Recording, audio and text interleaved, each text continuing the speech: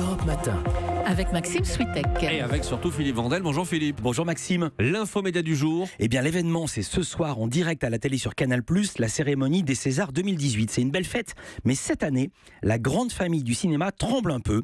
Libé croit savoir qu'il y a quelques semaines, lors d'une réunion interne de Canal+, l'un des dirigeants de la chaîne a été, je cite Libé, percuté par cette hypothèse cernée de peur panique contagieuse.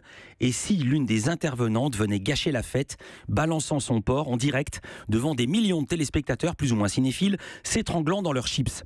On se rappelle de cérémonies des Césars où des intermittents du spectacle avaient déboulé par surprise et haranguaient le ou la ministre de la Culture assis dans la salle. Sauf que là, le service d'ordre n'y pourra rien. Et si c'était une lauréate qui s'épanchait au micro? Du coup, ont été élaborés des scénarios de crise et des parades de réalisation. Mais oui, pour conserver la maîtrise de l'antenne, c'est ce que demande le CSA. Et le présentateur de la soirée, Manu Payette, a été interrogé vendredi dernier à ce sujet dans l'émission Quotidien. Yann Barthès lui a demandé si ça allait balancer durant la cérémonie. Écoutez sa réponse, pour le moins embarrassée. Ça va balancer? Non.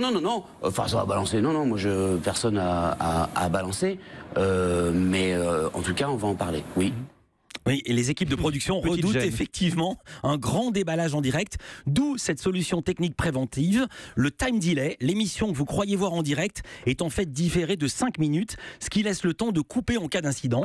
Cette mesure avait été prise aux États-Unis après le Super Bowl 2004, quand Janet Jackson avait montré son sein, ou plutôt son téton vaguement caché par un bijou. Alors pour info Maxime, je peux vous dire que le time delay est déjà utilisé à la télé française en ce moment, et même ces jours-ci, pour des émissions depuis le salon de l'agriculture. C'est du faux direct. En réalité, il y a parfois jusqu'à un quart d'heure de décalage avec le salon, au cas où des militants viendraient perturber le cours de l'émission. Alors quelles émissions? Évidemment, je ne vais pas vous dire lesquelles, pour pas donner d'idées à certains. Voilà, c'est sympa. Philippe, on vous retrouve évidemment à 9h30, Village Média. Avec Patrick Timsit, dont C8 diffuse le spectacle absolument pas politiquement correct. Non, ça c'est sûr. On ne peut pas rire de tout. Je sais même pas comment cette chose-là peut passer à la télé. On va en parler avec lui. Il balance sur tout et tout le monde.